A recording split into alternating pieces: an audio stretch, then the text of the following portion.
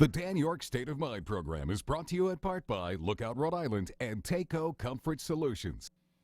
Good evening and welcome to my State of Mind. I am Dan Yorke. The Rhode Island Public Expenditure Council is a nonprofit that has long been the conscience, the shadow, the coach, the instigator, the questioner of how state operations run budgetarily for the most part. Philosophy obviously dictates where you spend money, but the nitty-gritty on how we do business financially here has always been watched carefully and reported on by RIPEC.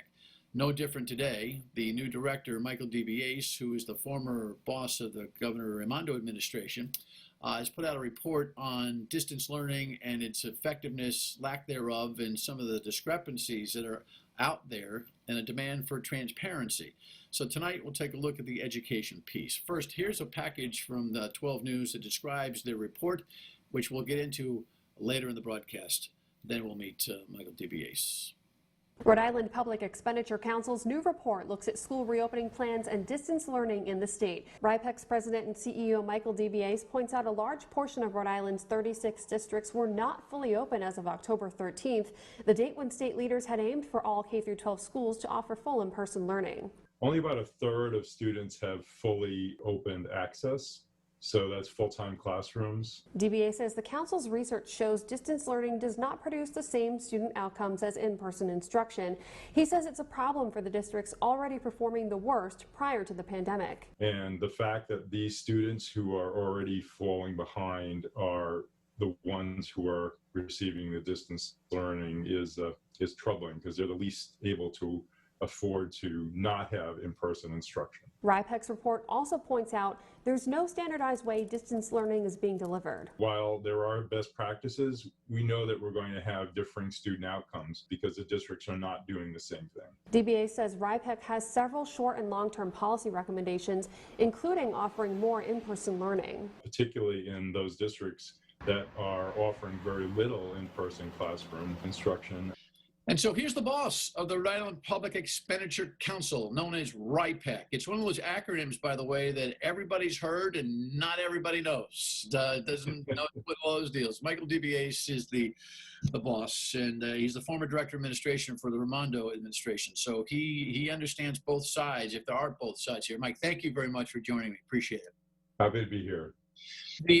Before we get into the nuts and bolts of your report and what it calls for and what it suggests, just as I do with everybody that I see for the first time in 2020, give me a little background on how COVID world has impacted you, the Rhode Island Public Expenditure Council. You took this job on in January, probably unwitting to the virus. Now tell me how things are. So we're chugging along. I mean, we're getting the work done that we want to get done. We're a research and analysis organization. We do spend a lot of time tracking the legislature, so that's been a bit different in terms of not as much happening, and anything that's happening is virtual. We did not have our annual meeting, which is, kind of a must-attend event for a lot of the business and political people, which was unfortunate, but we're hoping to have one next year. So that was a big kind of hit for us. The Rhode Island Public Expenditure Council, is a longstanding organization. Explain the nature of it and its relationship both to government, the State House, and the general public. So we're a nonprofit, 501c3 organization. We're supported almost entirely by dues paid by our members. So we're independent. We are not a lobbying organization because we're 501c3, although we do some limited lobbying to the extent that we're permitted to do so. And we tend to focus on public finance. K-12 education is one of our strategic priorities, but we're usually in the state budget, state taxes, municipal budget, and finance space. That's usually where we spend our time, and we lead with research and analysis. So we try to speak through our reports as much as possible. Yeah, there's no doubt that the RIPEC input to state government is pretty profound and clear. it's an interesting dynamic that, RIPEC will put out a report, cast an opinion. John Simmons was there for a long time. Of course, Gary Sass, who, worked for Governor Concheri, also there now, at Bryant, at the leadership group. Respected people, smart people, yourself included. It's hit or miss, though, on any given cycle and year, whether RIPEC really has a dominant impact on the budget or not. Sometimes it's a big key issue that you guys argue, and it resonates. Tell me, in COVID world, what you think RIPEC's impact will be on the financial conversation, the bigger picture. Yeah, we put out a few reports on COVID. I think RIPEC's voice is going to be more important because we're in a much more fiscally constrained environment where budget choices and impacts are going to be front and center. And also we expect there'll be more tax increase conversation. So we tend to be represent the business community more in terms of trying to keep our business climate, business environment competitive. So we're looking at that as well. We're going to be putting out a report on that. Rhode Island has consistently gotten better in that department. We're still not great, but we've improved over time in terms of business tax competitiveness. Yeah, well, I would love to see RIPEC's voice, and I know you're not a lobbying agency, and I know you don't want to be viewed as political or very, activist in nature, but I will tell you, it is my strong belief that this business community is sucking pond water. Small business is in real trouble. Well, duh. I mean, the economy is suffering because of COVID. But I believe that there's an incredible amount of lethargy coming out of the Romano administration right now to funnel already allegedly dedicated monies in form of grant et al. Into the business community. The lieutenant governor has been arguing for a larger spigot and a different process by which that money could be distributed. Do you share any of my concern that we've got a business community out here starving for some kind of, cash, literally just cash, in order to be able to exist come spring if we have a vaccine or a therapy and a potential return to normal? Yes, Dan. So we, even early on, I was speaking out on this. So I did an op-ed in the Providence Business News. I think small business, we get $1.25 billion. That's a lot of money for a little state like Rhode Island. And, every small business we lose is not coming back anytime soon. So I think the Raimondo administration has done some things, but they were slow to get their first program off the ground. I know they have a second expanded program, which I'm hoping will get more money out there. But we need to. It's not easy. You got to pick the right businesses, the ones that are going to survive. But it's I think we can do better in that area for sure. Yeah, well, I appreciate your diplomacy. I think it has been a quantum failure, and it almost feels. It's interesting though. The governor's been fairly transparent about. I think actually very transparent about her philosophy on this COVID money, this $1.25 billion. I mean, she's saving, some would say hoarding money to be able to plug budget holes. And there's this, I think, hyperbole about the projected deficit of the budget. The number, if you see something over and over enough, it becomes true, right? So if you say $900 million deficit, everybody kind of concedes there's a $900 million deficit. It doesn't mean anybody's done any diligence on that to actually prove that number to be true. So I know we're here to talk about education, but since we're having a wrap on this, let me just ask you: do you believe that deficit is that big? Do you have any info to give you any insight on that? And do you agree with the governor's philosophy, which is to, against the tenets of the actual CARES Act money for COVID relief, she's holding back money to use it for a non-intended. Actually, I think non-legal use, which is to save it to plug budget holes. Well, Dan, I don't think the deficit is probably as big as projected because we got through an audit of last year. We're almost 200 million better than we thought we were in last year's budget. I also think the 900 million is based on the projected increase of all the spending that everyone wanted to do in the proposed budget. That being said, we got there's a serious hole there. I mean, there's a, in the hundreds of millions of dollars. And, I think you could argue about state government functions, but most of the money of state government goes through the government. So it goes to beneficiaries and cities and towns. And so the budget is actually not just state operations. I think that's about a third of it. So, these things are going to be impacted. So, to the extent that the money can be used for that, it's real people on the other end of it. It's just not state government operations. So I can understand some of that. I do think that we should have done better with using the money because we got so much of it. I mean, Connecticut got 1.4 billion. We got 1.25. They're 4 times bigger. We could have, I think we could do more for small business and also rental assistance. I think that has been that has not gone as well for reasons that I don't fully understand. I mean, that's a very serious situation for us. All right, good enough. Well, we postponed a little of this education conversation for that background, but that's important. When we come back, we'll dig into the RIPEC report and their recommendations on education, distance learning, and some of the data around that. Right back with Michael DiBiase. He is the boss of RIPEC, the Rhode Island Public Expenditure Council, on My State of Mind. Stay with us. Back with Michael DiBiase, the president of the Rhode Island Public Expenditure Council, former director of administration for the Governor Raimondo team there. Michael, you put out a report regarding education, a summary about the pandemic, analysis of school reopening and distance learning in Rhode Island. Give me the short version of the recommendation. We'll dig into some of the components. I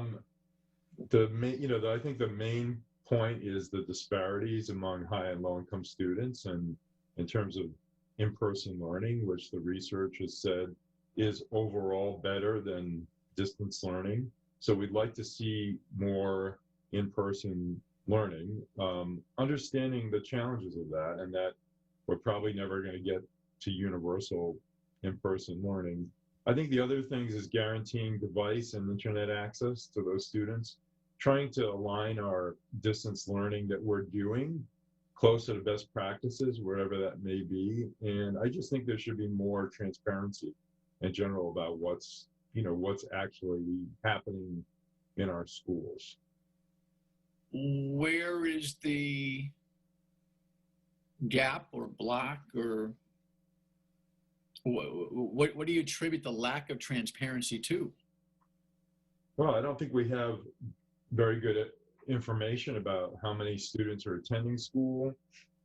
We put out a report as to where the status of each school district was. I think we're the ones that had to do that. So it doesn't seem to be available anywhere else. If you're in a city or town, you probably know. I do think we should know how much instruction is going on with our students. How many hours of actual instruction are they getting? So I just think we don't have any information on assessments as to how did the spring go? Did students have a learning loss? We think they did. So I just think there's more that we need to know. I know that the school districts had other things that are higher priorities, like getting things done, but at some point I think we should know more about what's actually happening. Yeah, you make an interesting point there. One of the things I think is fascinating about this COVID response, I think the governor deservedly gets very high marks for her lowering of the curve disposition coming in, and I thought one of the things she did philosophically and more from a kind of a cheerleading point of view, I think in March, was to say, hey, look, we're not going to lay down in school. Massachusetts, for the most part, kind of laid down and said, look, finger in the dike, status quo. Let's just hold on here. Local districts made their own evaluations. There was a lot of inconsistency in the Commonwealth, but the Commonwealth stands, at least as an entity, far above on a performance level, right? So perhaps perhaps they could afford to have done that. The governor and the commissioner said, we're going to go at this. We're going to finish strong. We're going to plow through. We're not going to miss a beat. Obviously, it was much more cheerleading than practical, programmatical. I mean, everything was on the fly. Everybody had a finger in the dike, right? Everybody was trying to do that. But I thought I liked their approach. They didn't quit. But the summer seems like a lost space to me in terms of getting our act together. Obviously, the virus is fluid, and so it's hard to follow and project where we would have been. But you've seen at least one show where I talked with the vice chair of the Pawtucket School Committee, who's in the middle of the throes with the governor on all of this. They said, look, buildings aren't adequate. We don't think the air quality is good enough. We can't meet the specs that the administration set for us. We are going to hyper-focus on trying to perfect as much as possible our distance learning. At least, Mike, they have a consistent effort that they're doing there. Isn't consistency in this troubled time more important than anything else? Well, we had to this was a difficult report for us because we're not public health experts. So we can't say that it's safe to open all the schools, but we did find that a lot of schools are open, and the research tells us that distance learning is probably not as good for our students. We know it's not as good for multilingual learners and special ed and young children. And so I think, to say that Pawtucket should do this or it's within their wherewithal to do, they did get a lot of additional funding. I'm not at all clear exactly what Pawtucket is doing in their distance learning. They may be doing a great job. I'm sure there's a lot of school districts that are doing a very good job. Of course, we didn't have any experience or training in it as a state. We're not sure whether every teacher who's doing it actually received professional development. I just think that schools like Pawtucket and Woonsocket and Warwick, who are among the lower performing, should have more in person. We do have, for example, North Providence is K through 5, all in person. East Providence, actually, I think it's K through 8 in North Providence. East Providence, K through 5. So I just think that I'm not necessarily where the governor is on this in terms of that every school has the capacity and the ability to be fully in person and open. I don't know if they've actually given the tools to the school districts to do that. We only have 9 of them that are fully reopened, but at the same time, it would help us to get more in person. And I think the disparity should be something that we should find unacceptable. Why is it that the ones that are fully open are more affluent, and why are the ones that are most closed the lower performing, low income places? Well, it's simple. Facilities. Yeah, I think there's some truth to that, Dan, but we have old facilities. Like, that's one of the great consistent features of the Rhode Island schools is that they're all old. They're not all old, but mostly old. But, I don't know. It's not, we could have done more creative things. You talk about the summer. Could we have found other facilities? A lot of empty buildings out there. Could we found places? I'm not trying to underestimate the challenge. And one of the ironies here is that administrators and teachers are doing heroic things.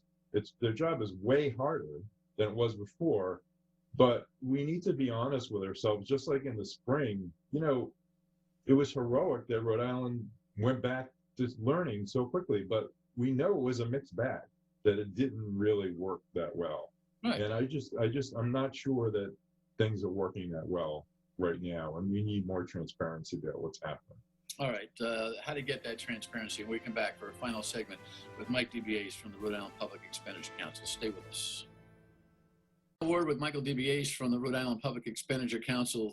The transparency you're looking for, Michael. What is it? What is it that changes? You were you ran the show for this governor. You're not unfamiliar with practices and people and what to do and yada yada. Lay it on me. I think we can, if we had more transparency over what is happening, we could make some progress, maybe have a more in person, get our distance learning a little bit better, understand our challenges about internet and access. So I just think we can make improvements.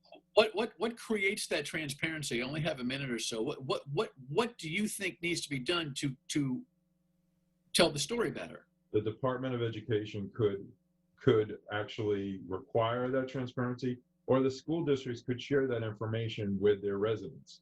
So I think the information is there, and I think it's time to do that. And I also would say, Dan, that the state is really not as equipped to do these kind of things. I mean, they left it to the school districts to figure this out. And so where we ended up is it's pretty expected that if you left it to 36 school districts to figure out how to do something extremely complex in short order, you weren't going to have great results. And I just think that's how we're set up as a state. We're very locally controlled, and I think we've got to have a conversation about that. All right. Appreciate your thoughts. Folks, you can go to the Rhode Island Public Expenditure website and see the report. It's absolutely worth reading, and you can deduct for yourself, where we think we need to be. Mike, thanks. Thank you so much for having me. Yeah, thank you for the working time. Final word and we come back on My State of Mind. Stay with us. It's ironic to talk about education transparency now.